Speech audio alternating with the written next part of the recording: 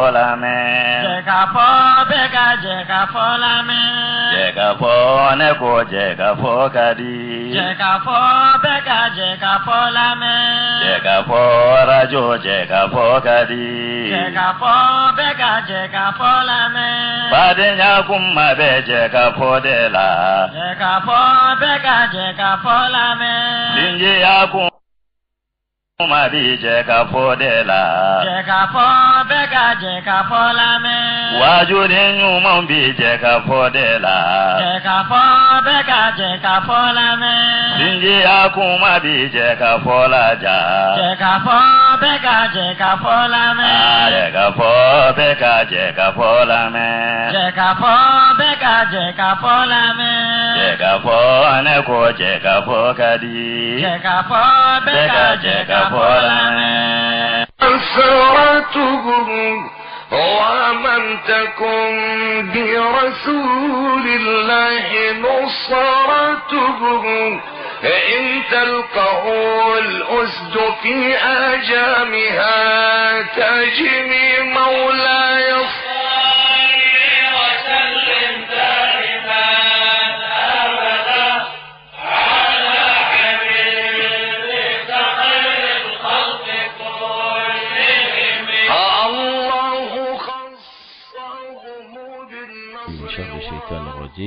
بسم الله الرحمن الرحيم الحمد لله رب العالمين والصلاة والسلام على أشرف المرسلين سيدنا محمد وعلى آله مستمعين الأعزاء لإذاعة جكفو. السلام عليكم ورحمة الله تعالى وبركاته. أمبال ما رجو جكفو لمبو نواتينا أمبو بلا جنفوني أرسميك فوليكاين ويكشك فوليكاين fulmam sani fulimi sanga bela jine kaga fulimina nodi assalamu alaikum wa rahmatullahi ta'ala wa barakatuhu. Ala kan batu ala kamne limana nyame masembulu ala ko di ana umma ala kan jinya ala kan laharanya ikuma aba kalama dogo kuntimani ananfa anan karamo no o ya Sheikh Muhammad al-Mustafa wage kabo barawli ay nyogo soronin kenenka akumala ka kuma feminka o kara sunna an bid'ah mu yara de sunna mu de bid'ah anyi sigi ko kele anyo ke do kunte meni na Allah salama shuna ta obuna ke anga sigi flane sunna ko ni bida akoka yana nga korofo tengo ala amaka ni gajo stradi kan boni le meboma ni ma yoro fama ka korofo ko nala FC ka wuli orange ka 76 48 58 90 76 48 58 90 Walma 65 28 83 28 65 28 83 28. Aywa an karamgo muallim shegna wage do kunti mene ikmana sunna ka an bid'a anya do famela nga la selinu akuntera kaso tlamake mgo fana ni gajuru ci kan ngali wurake ka fara korofo ukantuguni amma fe ki dantike kan boni lame bawye kaso ka mene babuye ki bismillah. أعوذ بالله من الشيطان الرجيم بسم الله الرحمن الرحيم اللهم صل على سيدنا محمد وعلى آل سيدنا محمد وسلم تسليما. السلام عليكم ورحمة الله. وعليكم السلام ورحمة الله. يافو شغلنا دو كنت بننكرا وان دمنندي وري السنة كوري بلعكو كما كتشان قصبه أنينا بولي بهتاجي sigi ko chamana wa ni ba ke la anyima ya madam ne sunna de la ko fo ka soro kana bida ko ga sunna ko galiban o kelete anfe sunna ko kelete ay sunna ko fo ngwato do parce que moto fe shetana te dulaw shetana do na bida ko la parce que wodi farafalike ale manga be sunna ko la de ay bag avec sunna ko manga yere fana bida de yo okay mankan yere sunna ko do fana bida do yo parce mankan tun talaw ba san fana be min fami ko ke sunna yi o de na manga yoro yi ay o de bida yoro yo sunna yere mangan to law ala kan nan mi sallallahu alaihi wasallam misiga won sonna maso mo yore damo te bla ngono o kama ni yale yoro na be kuma sunna de bida ka abe sunna de foforo abe so kan bida fo par ne sunna dona ka ba bida be do ngani yayi anta yere mana ka keta ka bida ko ko foforo o de kɛra foyangoya yɛrɛ sabu ye fitna biya a bɛɛ nana ni o de ye o sunna yɛlɛma ko de bɛ yen o b'a kɛ bida ye fɛn bɛ kɛ i b'a sɔrɔ a lasili ye sunna ye lakin kɛcogo ni fɔcogo o b'a kɛ bida de ye o al aslu sunnatun wal kayfiyatu bid'atun mɔgɔ min bɛ se ka sunna yɛrɛ kɛ a kɛcogo la n'a ma yɛlɛma ka kɛ bida ye o ka dɔgɔ ayi fo kalanba de ka kɛ wala mɔgɔ min bɛ kalanba lamɛn n'o tɛ a tɛ se ka kɛ ten ɲuman in bɛ yɛlɛma ka kɛ dɔwɛrɛ ye an ko alimato min ɲininen bɛ silama fɛ sariya la o de a ka baara kɛ ni sunna ye ala kɛra nana min ye sallallahu alaihi wasallam a kɛcogo ɲuman na ani ka yamaruya kɛ mɔgɔ wɛrɛw la u ka se k'a minɛ k'a ka baara cogo la ani an ko a tahrir ka bagawali kɛ ka gɛnni kɛ ka bɔ bid'a ma o fana ye diinɛ ɲini fɛn dɔ ye n'a fɔra k'a fɔ ka sunna de kɛ n'a fɔra ka bid'a de to yen yan labudda sunna yɛrɛ ka dɔn mun don bid'a ka dɔn mun don yan lakin n'i ye kumaw cogoyaw lajɛ an fɛ ani yɔrɔ caman i b'a sɔrɔ ni dogo donna na yɛrɛ sagokɛ donna na wala kalanbaliya donna na parce que nin bɛɛ lajɛlen b'a la don ko min na a bɛ tiɲɛ parce que n'u ko u bɛ sunna fɔ i b'a sɔrɔ a ma ɲɛnabɔ dɛsɛba de bɛ yen nagasiba de bɛ yen o nagasiba in n'u ko u bɛ bid'a fana fɔ i b'a sɔrɔ dantɛmɛ bɛ yen ko caman bɛ kɛ sunna ye o tɛ sunna ye sunna ta fan fɛ a ma ɲɛnabɔ ko caman bɛ fɔ fana k'a fɔ bid'a don o tɛ bid'a ye hali n'a ye o ye bid'a ye o ma se dulokibɔ la o ma se ɲɔgɔn nɛni na o ma se ɲɔgɔn kafiriya la bid'aw tɛ kelen ye komi an bɛna fɔ cogo min na yanni o tuma na n'i k'i bɛ mɔgɔ yamaru sunna de minɛ n'i k'i bɛ mɔgɔ fara ni bid'a de to yen sunna ye mun ye a fɔ wajibi tɛ se i ko fɔ wa bid'a fana ye mun ye wajibi don i ko o jɛya nka an bɛ min ye sisan min bɛ da caman na o ye a tɛ fɔ a fɔcogo la a tɛ fɔ a fɔcogo la sababu caman bɛ se ka k'o la parce que hadamaden n'i bɛ ala ko fɔ i b'i sago bila kɔfɛ i bɛ nata bila kɔfɛ o tuma i bɛ se ka tiɲɛ fɔ i bɛ fɛn fɔ min bɛ bɛn ala ma nka n'i yɛrɛ sago kɛra a la mɔgɔ fana ma fisa o ma koyi ala de bɛ mɔgɔ tanga ala de bɛ mɔgɔ ne de mɔgɔ si ma fisa o ma ka yɛrɛ sago don ala ko la ka ala ko fɔ yɛrɛ k'a sɔrɔ ni dongo si t'i la yɛrɛ sago si t'i la i b'a kɛ liwaji la ala jati kama ka dɔgɔn kojugu o kama sunna bɛ fɔ ko wɛrɛ bɛ don a la bid'a bɛ fɔ ko wɛrɛ bɛ don a la a bɛ na a ye jamaw cɛsi a ye sama jamaw fara a fɔ cogo jugu wa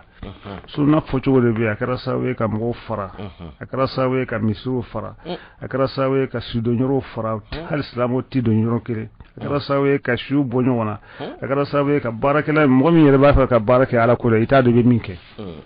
parce que dɔ bɛ yen o bɛ ne ka baara kɛ o bɛ silamɛya kɛ komi ne y'a faamu cogo min na dɔ bɛ hali n'o t'a dɔn o ye n ka mɔgɔ dɔ bɛ yen o bɛ silamɛya kɛ cogo la ne ma min faamu ne ka sira tɛ min ye yanni o tuma na o bɛ fara n juguw kan yanni bid'a kɛlɛli k'a fɔ an bɛ bid'a de kɛlɛ an tɛ bid'a mɔgɔw fɛ an b'a fɛ ka bid'a de silasunu o min kɛra o kɛra komi sugu de n'a jɔba ka ca kojugu bɛɛ bɛ fɛn ɲini a la sanko mɔgɔw bɛ yen n'i y'o f'olu ye kaban a bɛ komi olu nege de bɛ wuli sisan an ka nin ladege an ka nin dɛmɛ nin kan nin kuma nin de ye kuma ye k'a sɔrɔ olu bɛ nin kɛ u ka hakilila dɔ de kama parce que n'i ye fɛn bɛɛ bɔ a la i bɛna to kelen min ma o y'olu ka hakilila ye hakilila dilan de don ani silamɛya yɛrɛ tɛ kelen ye o b'a fɔ min ma ayiwa idéologie de ye ka silamɛya yɛlɛma ka hakilila don a la i ma fanga ɲini wa i ma wari ɲini wa i ma jɔyɔrɔ ɲini n'a kɛr'o ye o tuma na bid'a ni sunna bɛ kɛ ko wɛrɛ ye min tɛ nin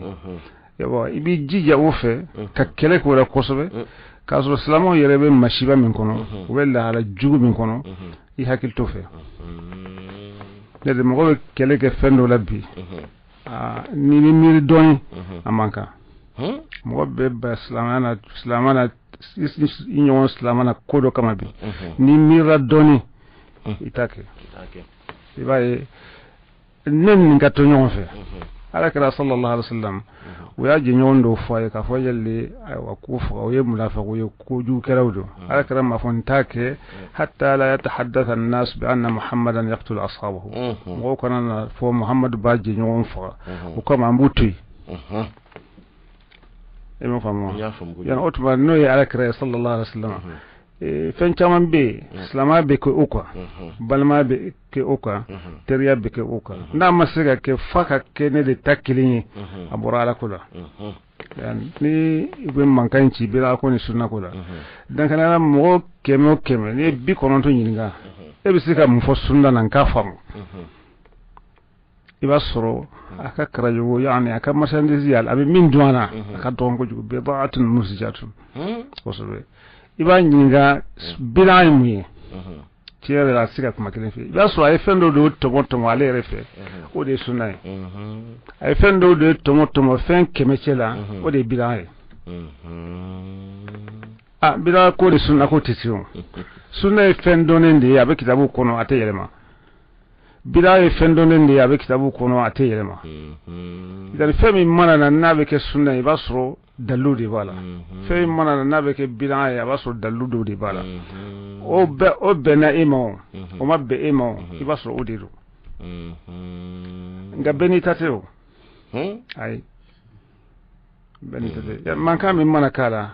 o ko ne manka ngore de do te afrique ya mo ye sunna de me kosobe mo ye bila ko kele kosobe ka bi bite ikalla ye kamni islama don afrique o kelembia ni mɔgɔ min b'a kɛ n'i y'a ye a tɛ kɛnɛ kan sisan o ye sababu ye kɔɔrɛw de ye an fana b'o kɔɔrɛw dɔn mɔgɔ bɛ kɔlɔsili kɛ i kan k'o dɔn dɔnnibaa dɔ tun bɛ Nigéria Osman Fodi ala ka hinɛ na a tɔgɔ dɔnnen don a ye kitabu caman dilan n'i y'a ye journal dɔw la a n'a ka kɔrɛ ye kitabu min dilan a ka ca kitabu 500 ye a gilanw bɛ yen mara waati min na ale ye kitabu dɔ dilan Nurul Albab a tun bɛ kalan an fa fɛ kalanyɔrɔ la bon bila bɛɛ b'a la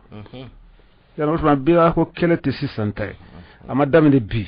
a ma daminɛ kunu a tun bɛ Afrique yan a bɛ Afrique jamana ninnu bɛɛ lajɛlen kɛ dɔnnibaaw y'u cɛsiri a bɛɛ lajɛlen na nka n'i y'a ye a kɛra damako ye o ye koore de ye o tuma a bɛ bɔ sunna dɛmɛ na a bɛ bɔ bida fana lasiyɛni na yanni n'i y'a tigi la ɲininka sisan k'a fɔ o tuma e fɛ sunna ye mun ye a bɛ na ni min ye i b'a ye k'a fɔ o tɛ kitabu kɔnɔnata ye o tɛ kitabu si la n'i ko ma bida ye mun ye a tɛ se ka kuma jɛlen fɔ ye min ye bida ye k'a bɛ kitabu dɔ ta k'a jira i la ko nin de don nin don a ti fɛn dɔw de bɛ yen o ye sunna ye fɛn dɔw de bɛ yen o ye bida ye o ye ne yɛrɛ de fɛ a bɛ se ka kɛ sunna don sunna dɔ don a tɛ se ka kɛ sunna bɛɛ ne ye min fɔ ko bida don a bɛ se ka kɛ bida dɔ de ye nka a tɛ se ka kɛ bida bɛɛ ala sabili misal ne ye ɲininka mawlid ko la sisan mawlid ye mun ye an fɛ sunna de don an fɛ sunna don ne ko bida don ne ko sunna don a k'a sɔrɔ ne tɛ se k'e sɔsɔ lakin i bɛna ni dalilu ye min b'a jira ne la k'a fɔ sunna don n ka sɔn wala n kana sɔn i b'a fɔ o b'a fɔ wal i'tiradu yalhaqu dalila duna al-hikayati fala sabila yani ka ban mɔgɔ ka kuma ma a bɛ kɛ de n'a ye dalilu fɔ nka a ye ko de lakali a ye dalilu dɔ fɔ k'a fɔ komi ne ko sisan sunna don a dalilu ye nin ye ne bɛ se k'a fɔ i ka dalilu ye dalilu wɛrɛ fana bɛ ne bolo o ye nin ye a bɛna dalilu ninnu fila lajɛ an b'a sɔrɔ dɔ ka kɛnɛ dɔ ye o bɛ se ka kɛ ni ne ko bida dɔn a bɛ se ka kɛ ne fana bɛ na ni dalilu ye yala an b'o sɛmɛni kɛ ka taa o dɔnnibaa ninnu ma fili bɛ se ka bɔ yen nka ka kuma lakali k'a fɔ karisa ko ta mɔgɔ tɛ se ka baw ma ne m'a fɔ ne ka kuma tɛ o de la b'a fɔ wal i'tiradu yalhaqu dalila l'i'tiradu ma sɔnni ma a bɛ dalilu de nɔfɛ duna al-hikayati nka kuma lakali tɛ e bɛ mun kɛ ne la ne ka kuma tɛ o i bɛ mun fɔ ni na ne dalilu ye sa e bɛ se ka ne dalilu wɛrɛ min ka kɛnɛ ne ta in ye ni n bɛ tiɲɛ ɲini n bɛ sɔn o ma ni n tɛ tiɲɛ ɲini n bɛ sɔn nka k'a kɛ sisan e ko sunna don ni ne ko bida don yɛrɛ o tuma ne b'a fɔ bida don est ce que bida dan de y'o ye wa bida wɛrɛ tɛ yen wa est-ce que ga yin gola wa ne bisi yin muna ne be sinsin nin kelen ka wati be li ayi bi ayi sabin edin te do rafo ko mun o kera ka damun ka ko do de be ko chaman koro oni be ala ko yere la wuluti kilin yo wa fembe de bita ni be femi awan sabati aka so abe sabati ala koso ni be femi nakari aka so iban nakari ala koso dallu de be iba mimma ka ala ko no te esago tew bono dalute ne ya la pasa yi sago de do ala kula no dalute ne ya la gushi yi sago de do ala kula erge yer sago be do ala abebi bida dodo fendoe wala sunna dodo fendoe nganinde do ninkele do wala ninde do bida ninkele do what is go for madame anga temene na ne kuma do famaro ni hakile bine ga kuma ina ne ko antu sunna fammi on fait ande malim ambe min don kosobe ka sakira sunna mo go sunna ba bulu sisa kile yi bulu mne yi bon shibla i ka kursi sendati wala megi ga awa greki sendati an ko namba fikira sunna mo ko yi sunna min ne sebe kursi tun dara karare boro sallallahu alaihi wasallam sebe kursi tun be kursi tun tiyo o ma ni ma ya ko sani ga sendati ge beta fede do ta fede tun be yo ka ko do nyona ni be ko do ni kalanti dam na fa kursi do re bidade ke ne ka kuma ina be ka bidade sake be kursi re tun tiyo kursi re kuma do la ka fo ala kra ya sanka madu ta fede tun be yana otuma ka wolu bela jelen do awa ala kula wala ka sunna ko be ko kalambala do de to lu talaw Allahu akbar kafiru minun be no de kursi re do no lu fara salama mu fana amma fo fun ko tatiga no ama tige o te do salama na nunun bisa ke islama ya dori islama mara sama nga islama yere tew ka fo mo ka islama ni ka islama bala be fledin kunu numma inna allaha la yanzuru ila suwarikum wa ashkalikum ala tara usarun ala mo shitulla wa inna ma yanzuru ila qulubikum wa a'malikum Allahu akbar yejugote fuye yejugo mo mbe sinzi yejugo ko chama munafikiri Allahu akbar nala suna dabna kuma binasi wani be bida kula abike kana strafe atike yarasabu ko kare ni atigi nyinga sana sunna muye galiban ni atigi nyinga bina muye galiban abina fendu do tomo kara di abe panchama kuno kara ni doyi oteo nabana ni sunna abi panko do di kuna kara ni kodo oteo imai ka beta wali ka betu ni siraka minke alhamdulillah ni siraka beke wa alhamdulillah wala ka gele nka ni siraka min imana min tu ina donc ne yi fendo tu ikala deli ako no ya ima o ko se ikam miri ka bli kuna ka fo ya beke ikira mo ko kuma te ni yoro ka suina na kuma konnana no te ninte ako otuma ka bina ko ni sunna keke ka boy ka hakilla srafe wijhat nawar ideology ka boy ka ideology srafe parce que ideology num bela jelenye ko do dede kay hakilla be jama islamari jama kulu kelen be sisa karam banen ko fe ala ko no walen ko fe abela jelenye sinzin ka fendo de ke an ka tasra tasra be fo sarahatan ninde an ka tasra Europe ni am islam ajma kulu numbe ka nyon fa be ka nyon kantige be du la ilaha illallah muhammadu rasulullah drapo bi non fulu bolo la ilaha illallah subhanahu wa ta'ala muhammadu rasulullah tabala est-ce que flabe be e ya sebe mantibe ne mafachi na ko la ilaha illallah muhammadu rasulullah la ilaha illallah dunya urwatul wusqadi la infisama laha wa de hablullah ni o maseka to anyi nyon tu amna munke est-ce que ambe sika foto ko juguba nawa o tuma ni akirati ba so mo be kudoke e ba fo sunado wala ibise ka fo sunnate boni min kera min te sunne yado o bidande ngani ya jatemine e bo bidande na karni kuma minunye o kuma yere junubu ka jugun ka time bid'a kelenka Allahu akbar masal ne mo ya bonji de sa masal e ko sunnade akatu akatu khlafuto la wo sunne meslamas sama sendote ay libane fana sama sendote abse ke islama ya dori matise ka bolaw matise ka bola islama ya dori do ga islama ya bete ne ya tigi bo silamana ni uyi jon ta jugora sisa ede ta jugora wa boshi diban ta jugora ede ta jugora wala ta ga jabati o fi bante de yafi be kon nakari e be do ala tnere la katme kuju kelaka kuju ke baka wala auzu billahi wa barade baraka sallallahu alaihi wasallam al muslim masalan al muslimuna bil lisanihi wa yadihi islama de islama to kishra mo min ne torama ana bulu torama niro yan utma bina kula nin de hukunye adalu manga singa kiti kullu bid'atin dalalatun kullu bid'atin dalalatun bid'a be fili bid'a jumendo bid'a yere jumenya o don foro senega ko kullu binto bika fen chaman ke fili o teo surtout ba tigi ke fili banti ka tigi do dasmana wa kullu dalalatin fi nar yebo ke kwa tigi de be tasmana yan iya dara akra danteme lo ko mi be fendo slamana awa mo folo mamindo na muslima laje anga laje folo nyefe doni sisa anga na laje o fana amno daludi sisa ntainte sisa slama be ama ko slama ti muni be ama ko muni ti kalamba be ama ko kalamba ti ga kai sensi kitabuka afo ni meni de kono ala kula ka fi be sisa kitabu dlalen nufo don bo sanen ko fe masaka bulo ku ke barake minawye ku ke fonctionnaire kanafo kanafo don ma chamanye babali ke ka fo ni wi ka dina mine ika mine shula mo mina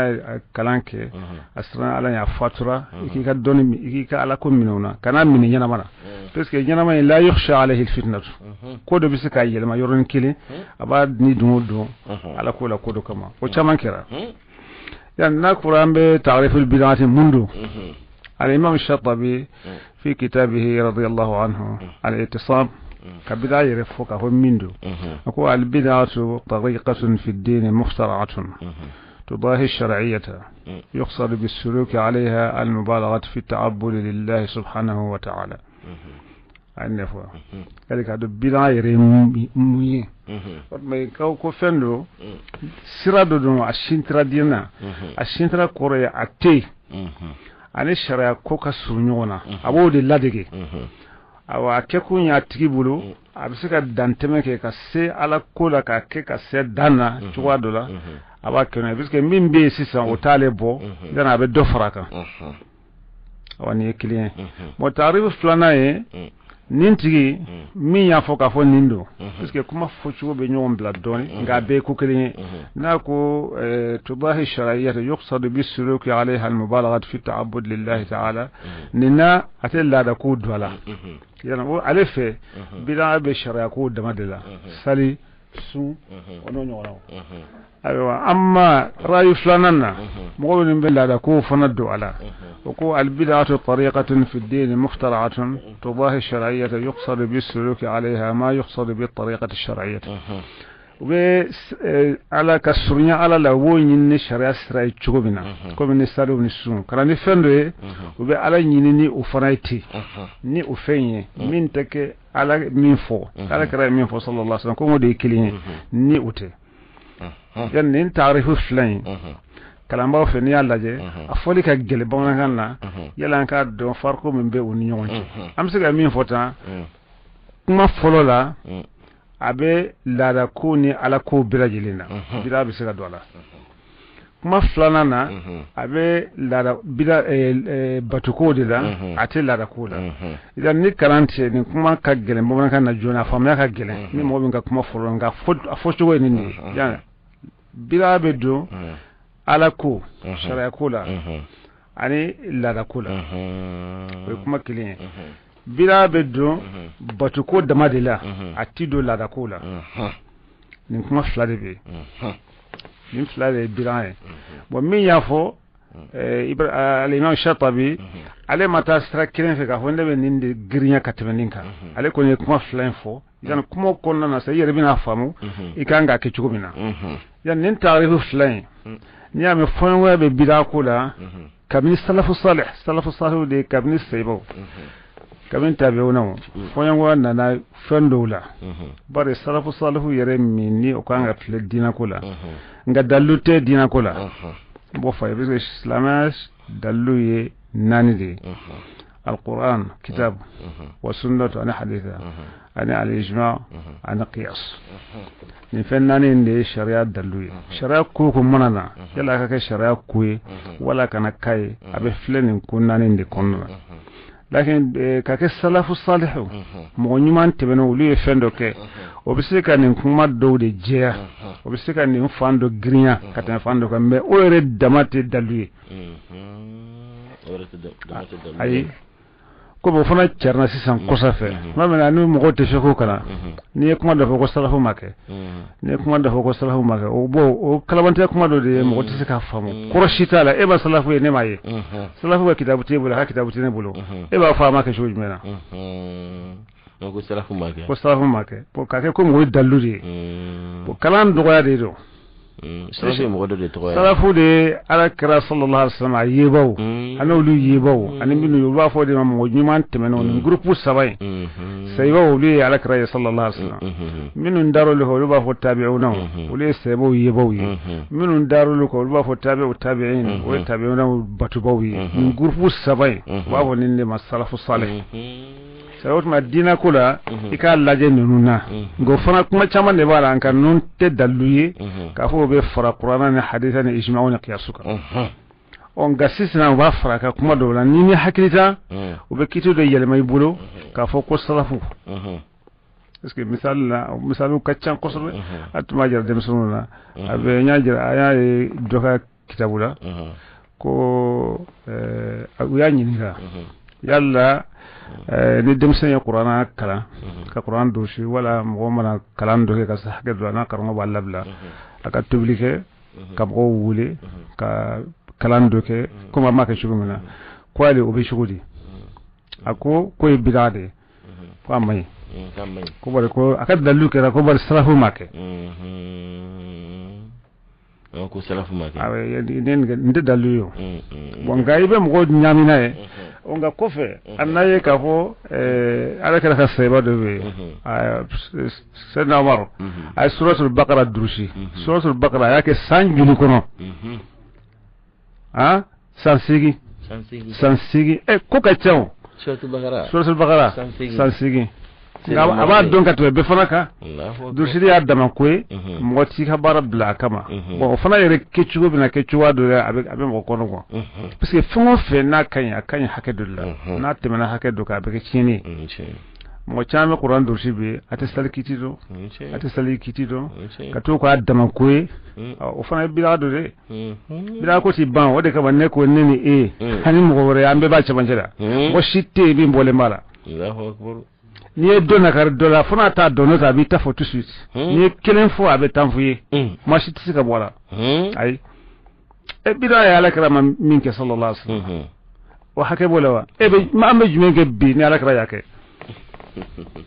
foka se ko bonyo wana no ka shina ke bida yere kaba ka ke mo yere tamashe bida mo do wala ni bida ka shingo ka laguslete bida do be no ma ke islamati sama bida rete a to me ngudu ko khurafatu de uta khurafatu kororo ta korora be kalama dade ko khurafu badal dem abdou badal dem sene fitin ko khurafatu o mi mgoti rebzo مغتي إذا نطق السفيه فلا تجيبه لأن جوابه ألا يجاب متاركة السفيه بلا جواب أشد على السفيه من الجواب أبسيك إني من مبئي متى أخرى فيها وتوا ويحكي ما يدوي مغتي فين بدو فين بتسك بئيما على كوي على كودي أبنيما مبئيما أبي فوتي أبي كيتي إيه كفو فين إما تيم دوتا كوي أخرى فيها إيه ما يجوني ofana hakil balade wa o ka jugu bila yere mo ka ni yere don fo hada ma denki yere fana don e mi amani i donia kokula na mi donia yere la est ce que yefendo folo ma fendo ya no otfa bila kerata ni fochugo flying bala wala kama ni sebo yi no foran nyongo wala salafu salihu to tabiuna ni tabiuna kata kabiri sebo yoro foran nyongo fendo la do ya jeti ka ho bilado do maso abida ma ni fleli flendo la ko be do bilala wala utedu bidaye batu ko dama de yiwa lara ko sintala ni kuma fla de kera sabuye do be fendo lere bidaye do tala bidaye ne ko la kullu bid'atin ibe jumen do nun flala مثلا سيدنا عثمان بقرانا فرانيون كواتي بدا سيبو باسون منو ماسون كوتشوري ابن فنك على كرام منك صلى الله عليه وسلم يعني على كرامك اتو بدا نكرا بدا ما ماك وا اوكي وقرا يوتما كل بياسين ضلالة نكو ما غامو تكرنا سلوكا كلا ايوا بيتي فم وكاك مو كورو ابي سوران كقرانا كسوران حزب بيوري على كرا ديا فو اي الله فهم على كرا ديا كوا اي سنة بخر ديا كوا نما فوق وسنة الخلفاء الراشدين خلوا ناني شيد سنتولو كرنا فرانيون كانا ka franyo ka ke hizbu bi wore ni hizbu dayro ni hizbu dayro yal mo de ya fodo ko ala kala de ko ka hizbu folo dayama ala kala de ko ka hizbu flanan dayama ala kala ko ka ke bi wore mu nay ma ke bi wolo mulay ot ma yibida ke abunga qur'ana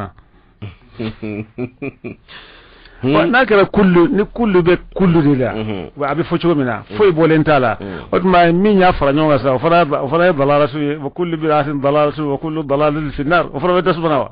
jon ngele be tasmana na fokka hakilsi ke ka kala nen kana bla kala nya hakilni toujours hakil de ga bla nya fe donc sama ko kurane mambulo ni ama franyo ga ala ka ay ama franyo ala ka tlida kurane mambulo kurale mbambulo ajina ala kara de ka sallallahu alaihi wasallam ka faralen to atuma franyo ka tume mo dama do de bulo ala kara sallallahu alaihi wasallam to benani ato ala kara fatla fokata sedna usman ma wodi yu franyo ka o ka strana sebo bika ban sebo korwa minu ya qur'ana me ala kara sallallahu alaihi wasallam bika fatu akana ta ka sawe ka qur'ana ko nyami o to man ka franyo ka o franyo ka mi ka ke ama be domo ma kele min kera ne ka franyo ka ni ye bida ta revela bida da bida te ningo ne bidatul wajiba era de bida do lakin ni minun ko bida te do la da kula atikaye minun ko bida be do ala abikaye yana wotuma do ko bida do ni e fen kelen do ba fo bida do ba fo bida ta be sortande o tarifu mi bulu bida ka de o de bake gays ko bida to dalalati de yete dalalati kullu bidatin dalalati o yoso yoso ni tun toro ka ni mo ngam qur'ana franyo no lu tun toro ka qur'ana tun be se imawa agonte se fiyo atuma fuka hakisi bek maten ko shanwi ay beka ko mate fiyo ame presse ko jugi ah be korti ko jugo et puis en ka nyere digente ni non mo diga fembe don ay ni ay yo to ye dina wore mo ye andan chuwa dola minte min yewte ko mono dina to no mbiti be kuma bawdi bi be sero de lebe kuma doke hatta islama groupe la do be kuma sigale de kosbe shi'a wala fi islam masalan bete kuma ay ibe kuma mi fo dantigele ndu tsika timo ko na timeno ko min be kuma o de be ko mi an fe bede be fembe fo o ko be nyana wachuri aw de flenye an flori balaw ko non o kada niki be bida kele ka bida yere ke ko ke fendo e kanyina kabayru ko jungu baw mubiqatu min ba harama de tu abi ka nyechinya abi ka la anya no be ko ka ke bida ko ko mi bida ko kele bida be kele ngatante ay tante wala awa bida ko kuma ko fitinde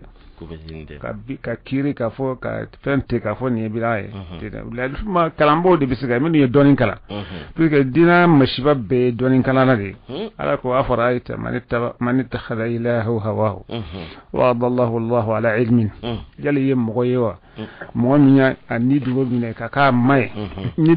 dugo ani dugo bana minya o de kany ni dugo bana minchi o de ka jugo afe ko adallahu allah ala ya tigifli ala ilmin donika abe doni do be doni makana ama fa adallahu allah ala jahrin de ala ya fili ka basrat linima fili bantiaka la akwala ya fili doni ka ala ilmi wata dae otma ka fo bete qala allah qala rasul tabe no te donio wa khatama ala sam'ihi wa qalbihi ala nurike ad-duskun ka kan duku ka an-nurike at-luka wa ja'ala ala bashari shawatan ya nyafana fi yana tin ladlimme ad-duskun ta don anyeta yi faman yahdihi min ba'dillah jin ma kana ala kofi afala tadhakkarun parce que ni ala tami kana be kana chojme ni fen nora bi foku kata jiri ni katako ni jire nora abe musaniya awakara yana oto bira ko ni sunna ko da kitabu minun bambulu sisan nu dlala sisan u chaman bela jilen be kuma ni atigi hakilla de parce que contrôle te tun kolsiliti folo de kolsiliti tumbe asala be dlat tumina buda waram be dlat tumina kitabu minun bambulu tafsiru ni fona ulutna ni don ba tun kuma na ika alman malik ni laysu ka letru laje ika do kolsiliti tumbe ni fen fo ika koronye wale be abi fo jogo kono ika yi letri minun falem ni nyogonche kiti dola alman malik be kodo fo laysu be misra be letri ci ama kaga hakilla fo ala kelete woyote ne ba do ka fo don ba flado o tumbe wati mina mo tumbe sira bestra ala ni foro bestra don bonye puisque ni ya fo attitude ayo attitude abara nga sisa bebita fo sango fanga mana mintanga fanga mana mi kemi couverture fanga fanga do yebo fo parce que o fanga sawe o de kama khilafu num bela jilin khilafu num shite ke nyam fanga ni fanya ni fanga mi sen dola ni fanga yi sen dola de avec mashiba puisque mogo be sabu minum ke pour que ka gere ulula o de mashiba awa o de kama alma maliki mason masur ke harma bashir kelen ka faye awa ka fa ave awa to ka muwatad lo al ka bakono bela jelen ka barake ni muwatai ko kanake para ala kala sebo sallallahu alaihi wasallam ucharna beni tatara otma kana fi be fen kelen farda ya mogoka fitna kanake bo sisan flo fitna la ayo ya otma fanga bela jelen ba ka wardi ko de kamo beba ka ayo to abe imtiyazati minunke bonya minunke mogoye abe ke ko de kama ni yalla je ala ko yere yerdo ala kote fo ka fo ala ka hakilla de kaddeme o de ka ke fe otma kullu bidatin dalalatun wa kullu dalalatin fi nar o bita bida be tomo mi fe mi yulu ka hakilla o de bidaye o de be fo ka da hakilla duka awa min toye o bida ko ne yalla de no se ni yalla je sambari kono sa bida da imbe akacha isal rabu jamani shirani bina chaman bati minga jugumi lakini basu hadna so abela yelente dalalatu nga bida ko ni be yobe ko mi nyafo chugo mina lakini niya amisizi ko damadoka ko mawlud ko fensa man kamla wuri na fo korete abe ko be bida warete jamani kono ni mawlud abe ko kabaya warete ni mawlud te abe ko flivanta warete ni mawlud te kadamunka est-ce que vous dites que je vais là ay bidan nu bambulo ya kabairu yere te sharabe benaka famini ye kabairu ye jurmu bawye wa to jena ba to la harabi do jahannama kono otewa obi date mo lawo otme ban donc afo dina côté accordena no nko bilate tla ko ambe min fo ka fo do ye bilat la ka fo ko wa do kan do ban ko ngalondo ko tuma bilat tla aw wajibi do kullu min fora o de kullu bidatin dalalatun ko tuma taro retola ko ni kibe fo ko wala kala ko sallallahu alaihi wasallam kullu idan otmana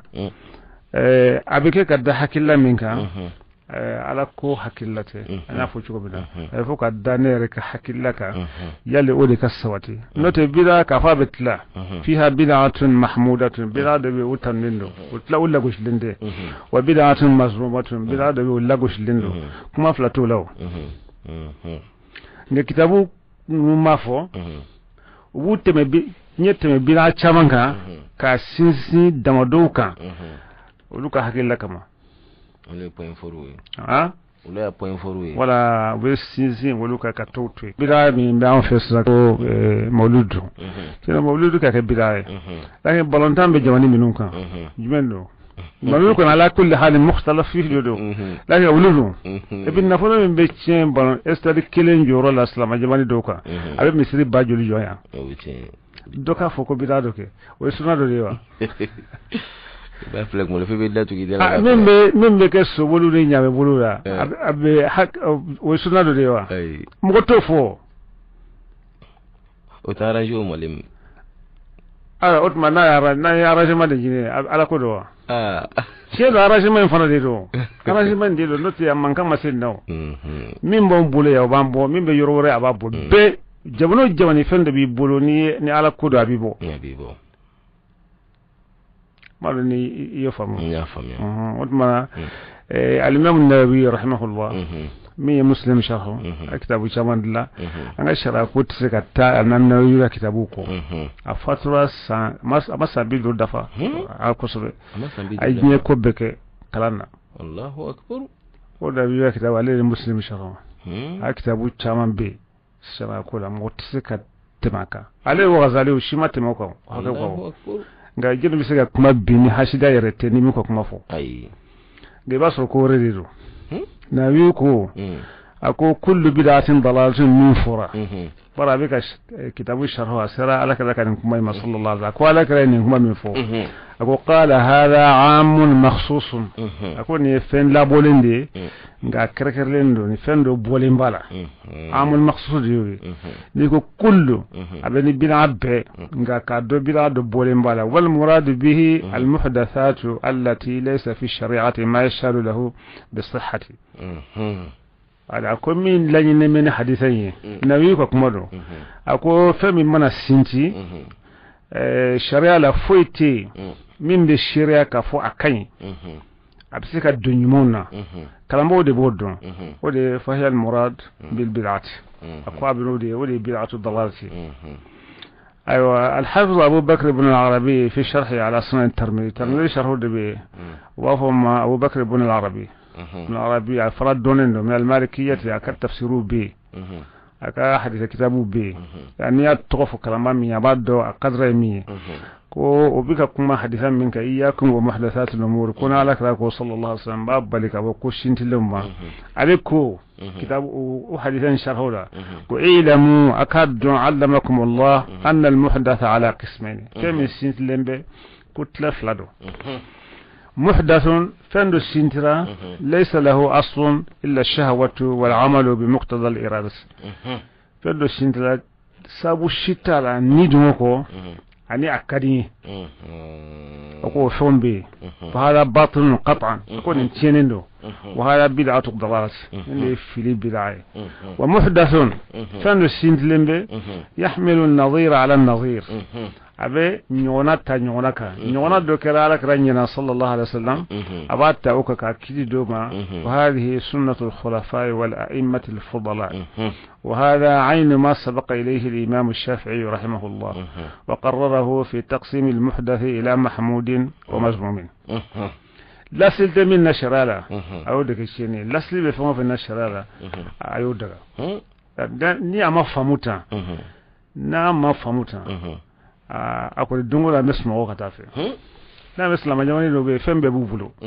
ala moyen be duma kana furusha be duma lakin wiye munke foi puisque olu mo do de be olu ko fembe de bidaye kam sokkalan kaddo mbara sayre la ka qur'ana ere kalan uti ko de mo sarala ko mona ka kana ke fiu ko bidado ko hadida de be ko musoka ko be jele to ko jene kala ni fendo sukono korporata kuma fu de be fo ko ta ko mo sarala Allahu akbar awa hatta hadun kare Abdul Fasl rahimahullah wa baraka musu kalanin nati wati mina amma ja tarhu la jama jafi ko kwatike bo marasa ko re ka mo sigi marasa ko no ko kasika kala ba fleccio mina ni ko no ne tindowa ko no nteo mino go binado ko tunga cha kama hanga kifiu kama hanga ke o caman de bɛ yen yani fɛn o fɛn bɛ yen ni silamɛya kuma na yani ala kɛra ka kuma na sallallahu alaihi wasallam kɔrɔ ni kawaidu dɔ sɔrɔla ka se ka don a kɔrɔ k'a fɔ masalan dɔnni carine o n'o ɲɔgɔnnaw awa n'o sera ka fɛn o fɛn ta awa a bɛ don kɔrɔ ni a tora a bɛɛ bida ne ma dɔn min bɛna kɛ o tuma fɛn o fɛn mana na a bɛna ni bɛna ko ko ye waati bɛ an ye kitabu dɔw ye jolita ko waati la k'a fɔ ka mɔgɔ joli ta ka kɛ dɔ la ko bida don a kana kɛ kosɛbɛ k'a bana kɛ a tigi mɔgɔ ma se joli ma o de a bɛɛ de bɛ ten o komi fɛn dɔw fana bɛ yen fa kuma de don fa kuma fana ni ayiwa sariya kuma tɛ kelen ye nka ni mɔgɔ y'a fɔ dɔrɔn a kan na ka ban anw fɛ a bɛ kɛ sariya kuma dɔ ye k'a sɔrɔ kelen tɛ yanni ko bɛɛ bɛ tɛmɛ hakɛ ka bida don n ye kitabu de kɔsa in na wala n y'a kuma mɛn BBC y'a fɔ k'a fɔ dɔ ko kɔsa in na jamana dɔ kan k'a fɔ alakira sallallahu alaihi wasallam k'a kaburu Madina ko mɔgɔw bɛ taa a jurali min kɛ ko tawafu don k'u bɛ taa tawafu de kɛ n'a ye k'a ka kan de wala u bɛ wajibiya u ka kaburu in bɔ ka taa bila yɔrɔ la mɔgɔw tɛ yɔrɔ min dɔn a bɛ sisan k'u ka taa ka kaburu in bɔ wa ok ka bɔ ka taa yɔrɔ wɛrɛ la kɛ mɔgɔw tɛ min dɔn mɔgɔw bɛ taa jurali minnu kɛ sisan k'o ye k'a kɛ salamu de ka kɛ boli kuma bɛɛ de bɛ fɔ kosɛbɛ i ma nin mɛn fɔlɔ donc kira kaburu yɛrɛ tunun pewu sa ka tunu tuma an ala ye an bɛ ala ye kosɛbɛ parce que an tɛ ala dɔn tan tant que ni an bɛ taa ala kira kaburu jura sallallahu alaihi wasallam ayiwa an balimaw halisa u tulo bɛ radio Jɛkafɔ de mankan na ka bɔ Korofina Nord maa min b'an bolo kɔrɔ o y'an fa an'an karamɔgɔ ye n'o ye Muhamad Al Mustafa Wage ka bɔ Barawuli nɛgɛjuru sira ye 76 48 58 90 mɔgɔ bolo bɛ nɛgɛ la o ye Burama Jɛrɛ b'i bolo yɛlɛma fɔlɔ وخصمهم باء بالإحرام غير منقسم مولاي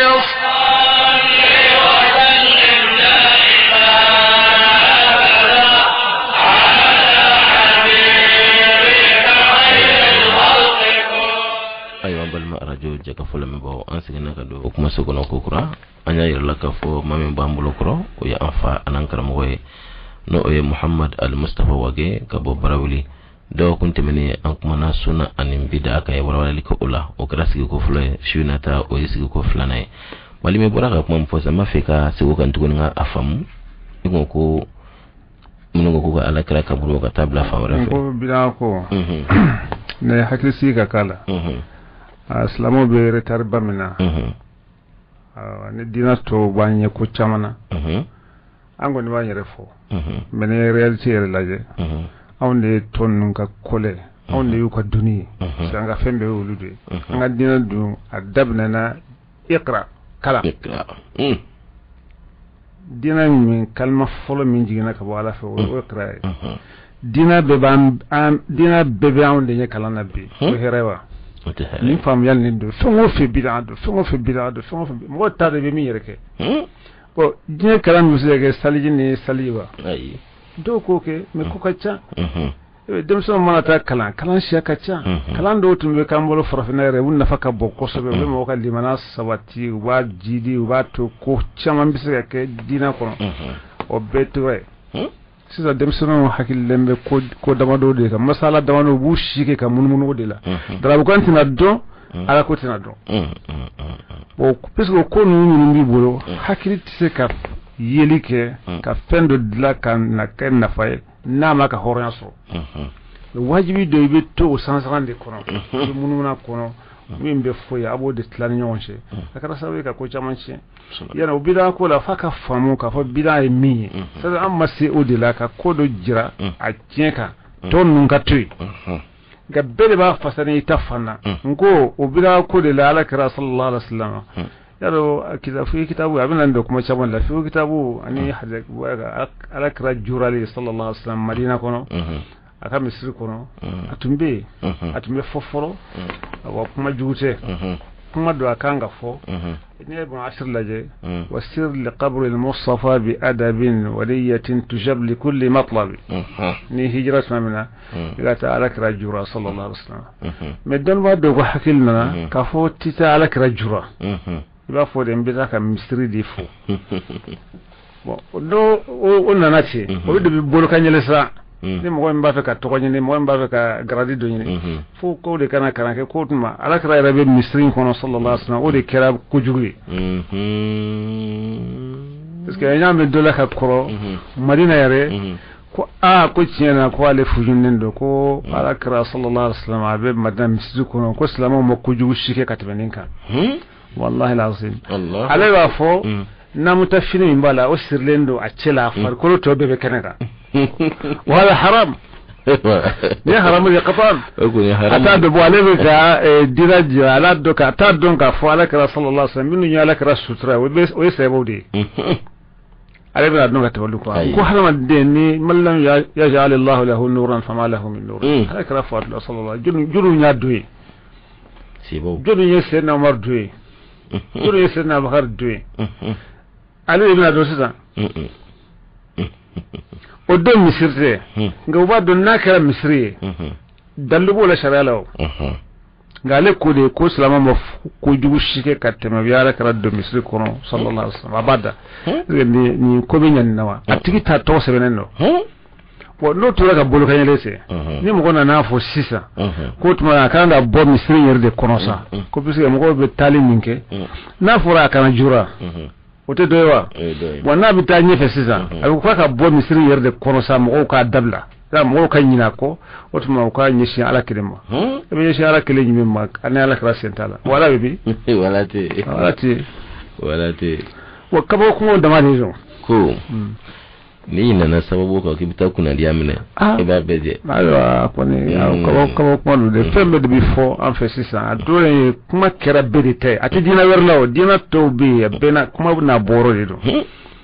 an ko beka kana yan bela jilen be fembe ni sunna ko ni bira ko flega ke tloge ko de ko so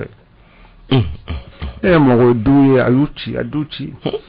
ay deni fa cheche ay furuchien ay ko bela jilen chien e sunna jumbe mo joy fala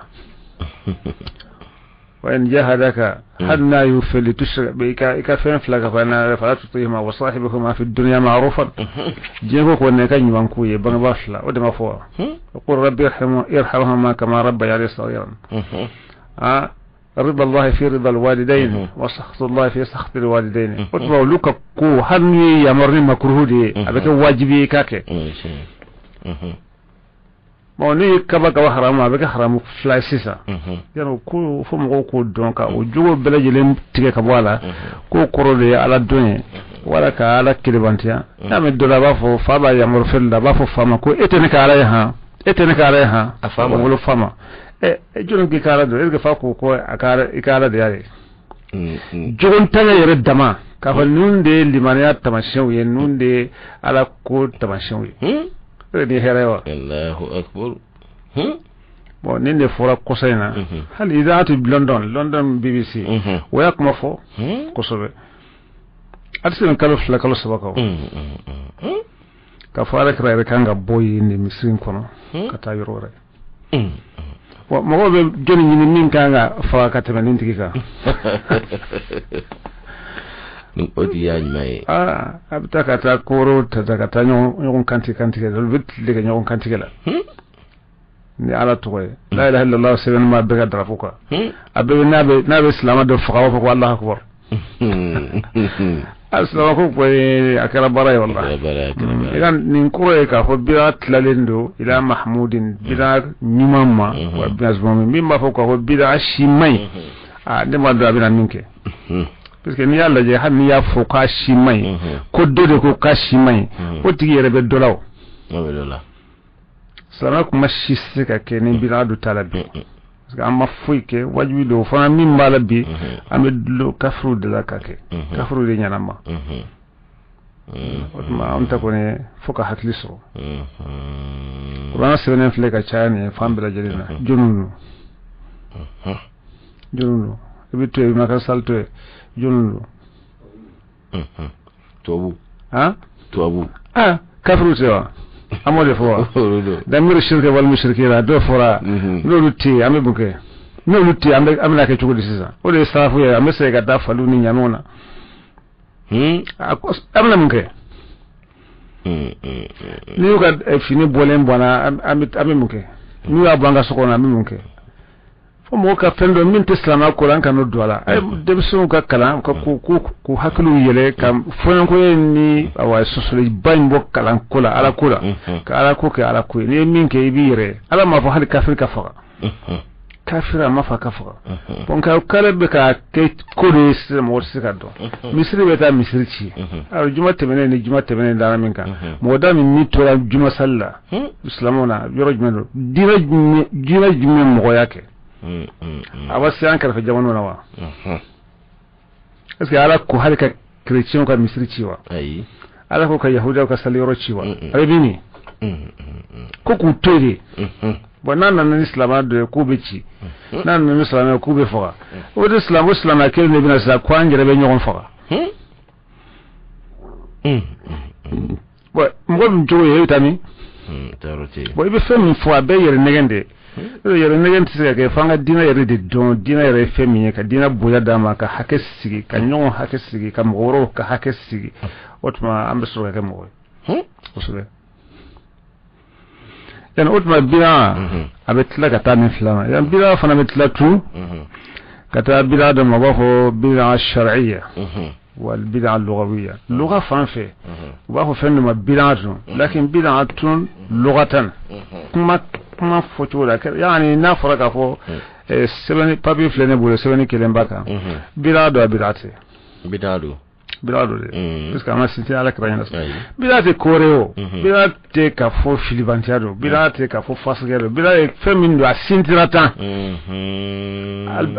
mubdi'u tɛ ala tɔgɔ la a ye fɛn min sinti ka sɔrɔ ɲɔgɔnna tun tɛ yen fɛn min sintira ala kira kɔfɛ sallallahu alaihi wasallam hada huwa al-bid'atu n'o bɛɛ kɛra fili ye o bɛ jate cogo di an bɛ ka faamu donc an fɛ n'a fɔra ko bida ka ban dɔrɔn an t'a ɲuman minɛ n'a fɔra bida ka ban o kɔni kɛra kafiriya de ye kafiriya de don kafiriya yɛrɛ don parce que n'a fɔra bida ka ban n'o ye bida sigi n tɛ sira kɔ o bida sigi don mun b'a bolo kɔlɔsi b'a bolo kɔlɔsi bida sigi don n taara ka so wala bɛ yen nɔ a bɛ sɛbɛnni kɛ nin de don kullu bid'atin dalalatun adna kɛ mɔgɔ si tɛ bɔ wali mɔgɔ kɛra sɛbɛn fo dɔ b'u ka walan dogo fo dɔ b'u ka walan dogo ni min mangutu tagali ye wajibi de ye o i bɛ mangutu sara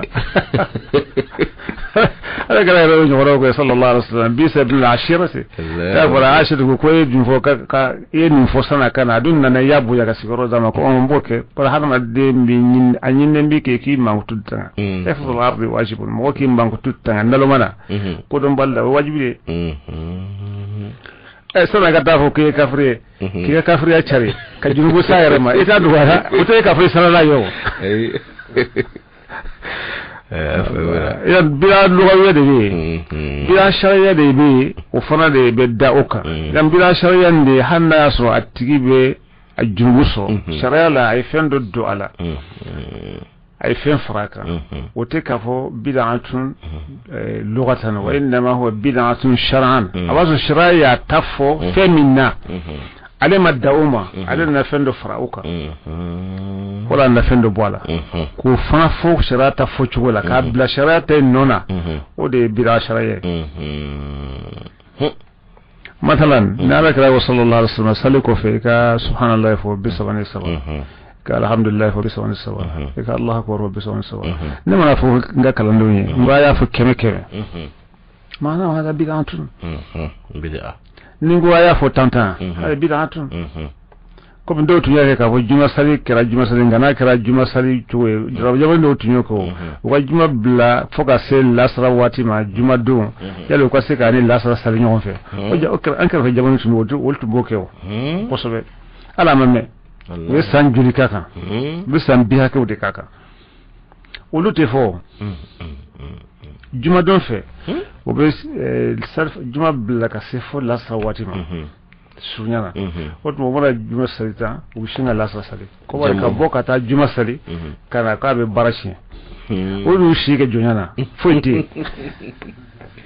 yen yan amadu bin atu sariya tun min ni o ye sariya ta ye o de ye kɔnen don o da bid'atu lughawiyya tun u b'a fɔ fɛn o fɛn n'a sintira ala kira kɔfɛ sallallahu alaihi wasallam u b'a fɔ ma bid'atu ko bɛɛ tɛ fili ye o bɛɛ tɛ junubu ye awa don mal do be afo fende ma bid'atu akoro de ni ya anka wajuru gela utta don ka bonyo wono do bisinga ke bid'a ma wobulo ko mi ba fo yeddo do ni nga kunut la masalan ako bid'atu kunutu ako bid'atu akoro se ga fo kunutu mi sawatra ka fo abike seba do bulo abik tumbe ke ala kara mesi sallallahu ako bid'atu ba ay kecho do yi ako bid'atu sisa wajuru gela wo fo yale ka ato kunutu la goshi wa bid'atu kuma tigo wado hasari ako bid'atun wal hasari minga anga abafu bid'atu sunna no hadithal tawambe gas ni sebaye aleko ko bid'atu do rubbama ni hakili mo gomina ne jigi nyumanke ay kodo de yakke chogode ko ni wado hasallu ni ejara ka sar nyonfe ala bid'ayo fen naslibe ke sunna nga kecho ba ke bid'a wala ni ne ko benkaso wado asal sira ne kelenta salitu ne ko ni muso ni de ay wulanga wado asali akala munye bid'a noti ko bid'a do bana ke be mo man ni ngado bid'a tun e bid'a yere fori yerde kadido kadami ngane mado fenu fini bid'a tun wa nante me ko abe shirkun foka ko bo nyona ko banto bawulabi ambe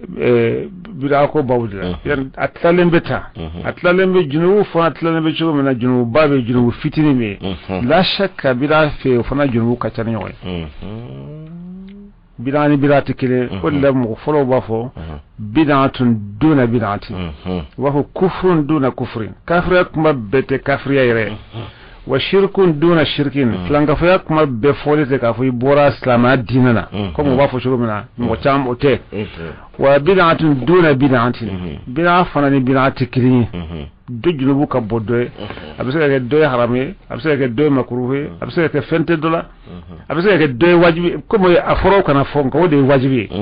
wa fisqun duna fisqin وهو كفر دون كفر وشرك دون شرك وفسق دون فسق وبدعة دون بدعة من مرتبة ودي وتكليني إذن أتما بدعة الشرعية فنا فلادو فيه بدعة العمل وفيه بدعة العقيدة بدعة العمل و بارا بدعة بارا دين أنا كيشوف في عني بدعة كلا شريعة فانفه وبدعة العمل أما فأبك الجغنة أما فأبك بدعة الضلالة دي نقابي فود دي ما بدعة العمل أبي فود برا بدعة كل مثلا مثال تلميني ناس ناس الله سيسا أي سافو سلي أي أنفرنو أي دووك أتى حديث ولا هذا بدعة العمل ولا ترى جنازة لسا أي شدو سترة أسيرة أي دووك هذا بدعة العمل ولا يتوسلك أن عليك رأي صلى الله عليه وسلم فندلا هذا بدعة العمل ليس هذا من مسائل العقيدة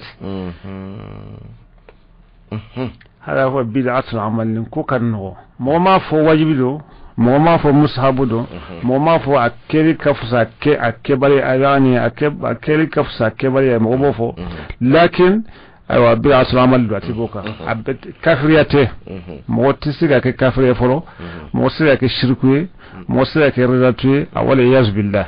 ودي بداية كتعافي مثلا نمين قصة كلشي تالي بداية نمين يافوتي لكن بداية جنونو بداية العمل أو بداية العقيدة بداية العمل ودوا واني قصة يقرنا كلام كبا أنا دووكي نيجو كفو بدعة دون بدعة الرسول صلى الله عليه وسلم وإن لم يكن عملها كل منهم ما صدق الله العظيم مثلا كل بدعة دون بدعة جنونيو هذا بدعة العمل أو بدعة العقيدة بدعة العمل يعني كافر يكون متيو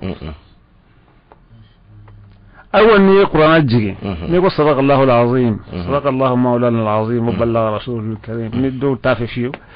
هذا بدعة العمل ولا بدعة العقيدة؟ بدعة العمل. ونكوكا نو. يعني كما جلنا منك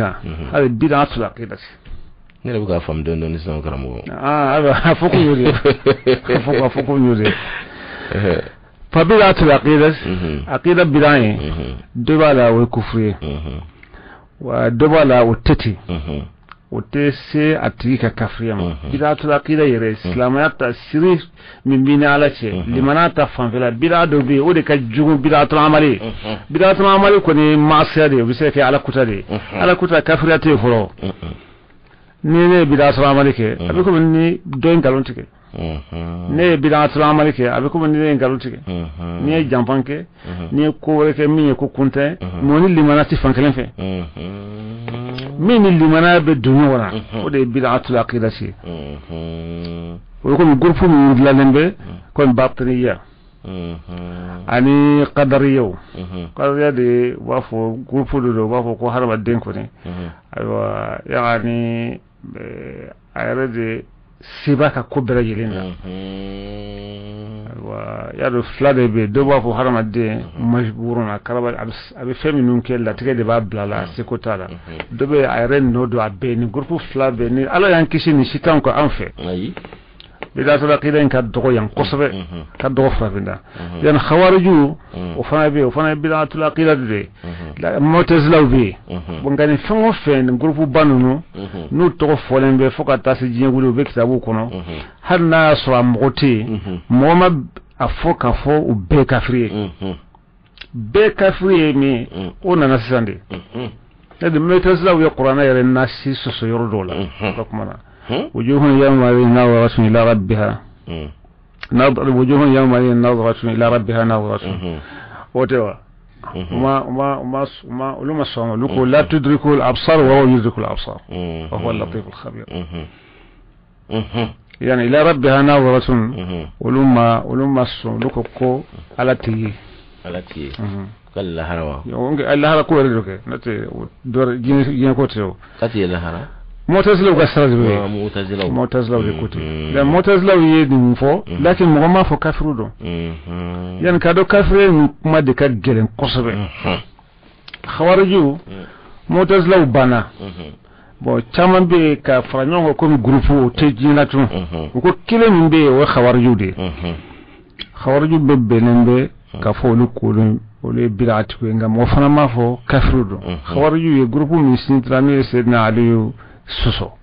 uya kele bebe nembe ka fo le bid'at we bebe nembe ka fo ku wa ala soso uya qur'ana tafsir to la min ta tafsiri lakin mo ma fo ka fo kafrudo we senna ali ninga ko ali kafrudo sayna ko kulla hum min al kufri farru ubulaka bu kafri adila gawtara do ko olu de juwara kosbe olu de tobe jin kono fo jebe wuli ni olu de wati be jima kunu mba yere gela ka yere fusa mo goto ye abisun islama fuka ka so dalu tabulu ka datta yulu damandeka o de khawarjo lu folo de bangna islama kono أول الفرق التي ظهرت بدعتها وتشددوا في مسلكهم حتى كفروا أمير المؤمنين عليا رضي الله عنه والصحابة الذين معه أخذا بالظواهر والعمومات التي نزلت في المشركين وأشاءوا القول بالتكفير للمخالفين لهم في العقيدة واستباحوا دماءهم وأموالهم نون سيدنا علي الفقر قل لك سيدنا علي إن الحكم إلا لله كسيدنا علي يوسوس ko ala ko kiti be ala de ko sen ali sona musul ashari ani amr ibn al-as ku kata kiti u tola yan uyole ke kwai ala so nindama yan sen ali ni huwa rabi wal khulafa ar-rashidin ali sen ali ni ala kara fanitinin de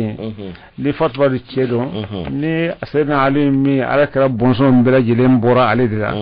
aba ko aywa ale kafiriyara wala yaz billah kwa ka na fadi kafara ninka sayyidina ali qosba sayyidina ali min nalak rasulullah sallallahu alaihi wasallam ayala ka kero beke anofe badr tumbe uhud khaybar khandaq hunain be sayyidina ali de tunya a ce fariya ali tunya alakra sallallahu alaihi wasallam anta minni bimazlati harun من موسى إلا أنه لا نبي بعدي لو ما تنكفى على كذا كم جرينه يعني أتمنى النبي ما تعلى كذا كفى كم فلاتوله مالي كم فلا بقى أي كم فلاتوله ni ne ko kuma ne ko kuma be jate de koy kuma to lawo kuma flata ala kilibantala wa ni ko kuma ne tene yo baroko kuma mi wantene yo kuma mi sewne be ni mo ko se kala suraka walaysa kullu khilafin jaa mu'tabara khilafu shite jate fo khilafu mi ni dalu bala me kuma te ante be no ko mo shika kuma te ka sakuta nin kitabun kono o de be fo me ka si ka kuma te o te fo yo ala kala ko de sallallahu alaihi wasallam anta minni bi maslati haruna min musa illa annahu la nabiyya min ba'di amu tu kam fo e ko re fo ka fala ni ko re tenen ko خاتم النبيين وامام المرسلين ne fasano fasane fosawi yer ka fasane de me kitabu bakelen bon bolumi ya fasane ka fo na imad labon dido kira labando na yimu labando kuma flatte ne ko yere yayi ne ko dobe yenfe ne ko dobe bon ko ya o yita kuma da na nyi min na nyebo de la o ta sole ko yo e ta fo fana men ta foke na amba ke kele ko ni sole ko mi o de fambale ni ma ditala de wi o mo wadale mbatala bor kuma be me kanan kuma be bon ni kera wesena ali fakani chuwala khawarju diya fa don fana ko khawarju nun be to fokata jin wuli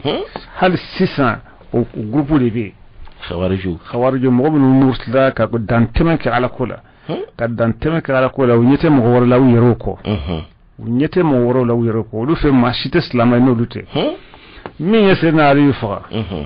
aya faka ken wati mimma ana ya wasu minke anoka dogel ko ya darbatan min taqiyin ma arada biha illa li yablugha bi al-arsh ridwana inni la azkuruhu yawman fa ahsibuhu aw fal bariyati inda Allah mizana ale fe mo me sena ali selishiya ko de ka mizani ka giri ala ka danfen be ame sena ali fa akko kuma kan nimbe kitabu kono Allahu akbar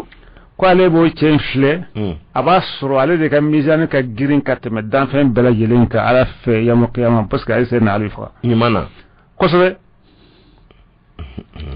bo ibado sen alifa to sira samina sisan ke binani ni binani hijra binani san binani aba sanjulla sa bakilini kemenanin ko tede ayo ni bakilini kemenanin ko do ebita mun kuma shamme 600 ko bi ikono ko e ba min bi fo senale ma fo min ko ka fo ko altara misir la de ale ya jugi misir ko no da ko ya osma be salde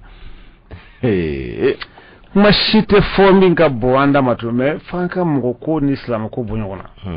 aw fle ko kilinye o de binan senge nala wa faranka wode bitana nga salama to e ka nga salama yuma soro kana nogambolo ka kachi beki ka kuma fosa do yan ala nunye we khawarju ye sena adi tumuf we keleke ni min sara sena ali bo o ko comme islamato abu do qabru kono abe salaka aba qabru ko comme islam qabru to mo ko yali be din ke ka damunga ko kafiru teo u ya dara de nga kafiru te oye mo be kafriya don e kala ye mo be kafriya ni chugo bi lante intala yerfiu mo ko la ilaha illallah muhammadur rasulullah hal sa e ko kafiru aman sago ke wochi ani ne tebben wochi ko rebe ko kono minti ala koyo fana be so na ala ko kondo na hakilla o tekere ko machine mashtekele ala kula ala te fili kam mashika jungu se mo shiko ala te fili kam mashika nyuma se mo gore ko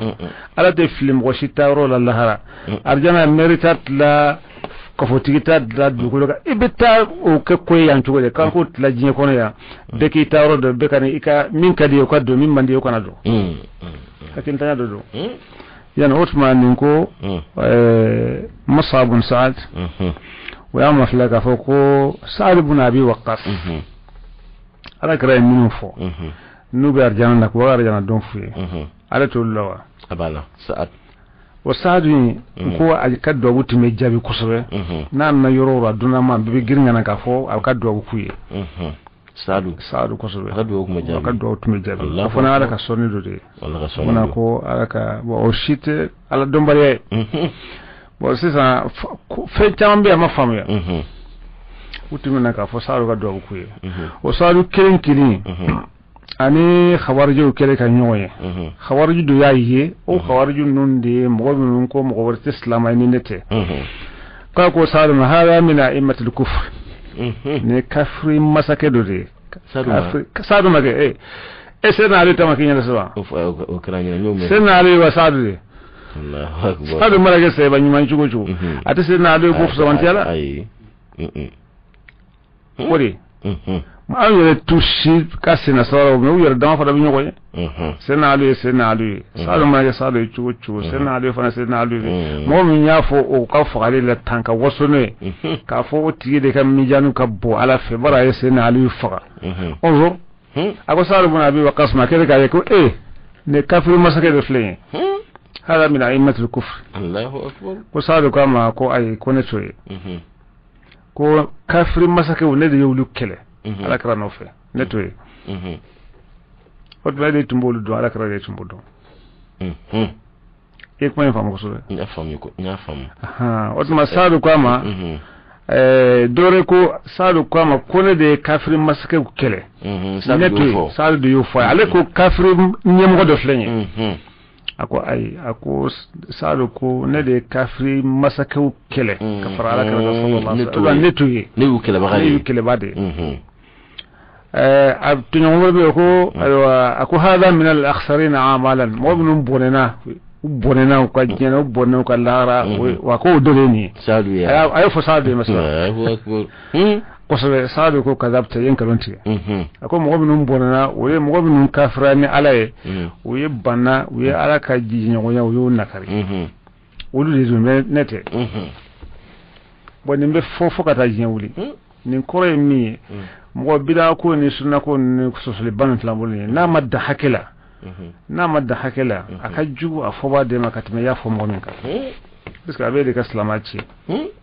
ni ko mo ni mo manguti ce de tashina ala kara min fo sallallahu alaihi wasallam abe mo be hakili abe mo be lasra ko khawarijin nun ka kukrata utisalim mo shinofe ako طبراني يا مفلا في الكبير والأوسط كو غزا عمارة بن قصنا غزاة سيبدأ في كاترة كرزو عيف رجانك أسكرة لما يربي بأهواز ناسورنا ينا كوتشني لكو أكونا نيجا مسالي يرف فمانا قصبة أو بتأسلي النوفي أترى لازاني يربي كفار بتأسلي أياس وخوارجي جروبو دفي بس كوتن تفلي ولوكا فنون قل هلا نايرتا abedon donc te jigi mo wore ka nu yer damate uti salim mo wore no fe nu yer damate uti furuke yoroshi nu yer damate comme tuga sagati di mo fu yer damo tuga jakadi mo fu yer damo ka ko be yoye ko akere ka amara su ya ko masha abika ya adu wallah ala jugu isramuna ko sobe ko ma antum ikhwani أقول له أوتني بالمويبا بل يسروا لي كان لمكنا بقول أشهد أن لا إله إلا الله أشهد أن محمد رسول الله وينجي بالمان أوتني بالموديوا قل لا إتم بالمي أنت أخو الشيطان إيش شيطان بالمدي لنقتلنك أمي فا الله أكبر أي أبتم يو هل بيبي وكلين يرو خوارجي بقى نفوتا خوارجي نبغى bolu ta dlala ko do groupe dlala mutazlaw ani be qadariyanno ani jabariyanno ani tanaw ko bela jilin bana dondo na shite jien ko to comme groupe me khawarjo bi khawarjo bi al-sizan atibon mo tan fe ande aywa o yek mawrede sizan wala hakilla rezo hakilla dani ni neko nekas lama kafsa etay ne de kafsa nkera khawarije nkera kharije ni eko mo wata islama eko fana kera hakilla rezo parce que islama bega nga yere laje kofede islama shima mo wamani yere tanu tiena de mo tanni manya yere da hakin tan de ba yere tanu tada har ma den ko ni yere tama ba so yina ka sadana Allahu akbar tanu te mi yerda ay وأكو أنت أخو الشيطان أكو سا أما ترضون مني بما رضي به رسول الله صلى الله عليه وسلم قال وتمنى عليك رسولنا الجنان مني نفع يلا وتجني ويوا أكو عليك الجنان ميه أكو ننا عليك رلا وأنا كافر كافر لا ما ديننا عليك رلا نشرا ديك فأن لا إله إلا الله وأنه رسول الله نشرا لك فو على دي مساكين نشرا لك فو على كراي على كتشيدين وعلى كراي جناني من كافر لما فخلى سبيل أين كسرتي أما فين كنا يلا وتوبوا قالوا لا وتنبوا فأخذوه وقتلوه ويأمن كفر الله أكبر ni nyogona kacha nara ke nasra khawarju bawu mawati ba ibai wa fitna bi islam jamanu ko ni do ni de islam ay kasate islam bonan jera ka grupu ke ko on de do ayre bina faratu parce que ne bina ni ala ma febi fo botte ko dlaw kitabu de be mi ya qur'ana e beta buda mene ko ka fo mi fo ettijene we e bi yira ka hagil dadla hakilla bisa ka kiliwa law kana fihi ma alihatun illa allah la fasadata ya maflatu manake mautu manake sanga waddu ko la kutumbe cien ala de ko de bis ko sago tsake ke kilin odba ne ala ko borala abi ciende wala kutma khawarju ko biti wa alifna bidum go cedeni bid'a kununi parce que ni bid'a te na folente ka fon nindiro ninde be islamaci ninte islamaci ne junubu fana be nyonye ne fana te junubu no te don fo bid'a de tan kwa kira ala kira ko fe sallallahu alaihi wasallam o mo be nyon la gusula mo be nyon la siona to ni nyon la siene nyon la gushikera abna se ka nyon fa parce que ubeke akan ka fa parce que mbe barali de nyinana ko khawariju la yarawna al-haqqa illa ma'ahum shine wati bewlutalo wa kullu man khalafahum fa huwa dallun mubtadi'un mo wo yufan ko ya filendo o bi'atire aw kafirun mushrikun لوتي كافر مشرك فنالو بل لا يستمعون إلا من كان منهم وعلى شاكلتهم وتلغني كمغشي لا مفهوم وينبوك صوراك أو فم ونوبكلنا وينظرون إلى جمهور الأمة بالمنظار الأسود فإما مبتدعة أو مشركون خارجون عن الإسلام مغوم ويولو تناسا وتسلم دوي هذا فالخوارج كابن سيدنا عدوك بلولا كرم الله وجهه أتندي نون دي سيدنا علي سيدي الشيعة بعد سافوك تجيولي بو كلام بتنو منا ني حكمي كوكي على كما بتنو كسي حكمنا ولو بفندتي بس كلام ماليان دي كبر على كولا ولو بيتايا نوت ما فإنا لله وإنا إليه راجعون وبلا كوبيتا كل بدعة ضلالة بدعة لا بتاوان بي فيه بدعة شرعية وفيه بدعة لغوية وقبل ذلك فيه بدعة محمودة وبدعة مذمومة أو ثم بدعة لا يرور به فيه البدعة الحقيقية وفيه البدعة الإضافية ولفنا به نالا صنما ولا سيرولا عمل سوما ثم دوري وهو المصالح المرسلة مصالح المرسلة كلام بلا كما يبفر بدعوك وتو مصالح المرسلة وكتشان كسبه وشيمك على كرنينا ولا نيكو كفو دينا كو بلا جلين كتو على كلام مانينكي وبيت حرامي وبيت مكروه على كلام نينكي وبيت واجبي وبيت تولت مغوب اسلامنا فكفمو على نشكو منا والسلام عليكم ورحمة الله وعليكم السلام ورحمة الله أمان كرمغو محمد المصطفى واجي كابو براولي نامبو كامكو معلم الشيخ واجي دوركو مدير أما فو كدولون كأي anya sigi kelen soro beda ala shunata o kiranga sigi flana ala sanama dunna na taw kono tuguni amna tlaka nyogon soro sunna ko an beda ko la fo angata fam soro la amman kan mo xen ga juru sira dini mam fega ko manyo waya orange 76 48 58 90 76 48 58 90 Malitelier 65 28 83 28 65 28 83 28 Messelaka Orange 76 48 58 90 Biolonvla an woro Binan an shegi Bidru an shegi bikononton 76 48 58 90 Maliteli 65 28 83 28 biworo ani duru muwa ani shegi bishigi ani saba muwa ani shegi mamin kala sababu ka kuma sangorota okra burama jira nonga mako Benson ku baranyana. Wassalamu alaikum wa rahmatullahi ta'ala wa barakatuhu. فاز من مولاه بالوطر وخصمهم باء بالإحراق في ساقر ولم ترى من ولي غير منتصر به ولا من عدو غير منقسم مولاي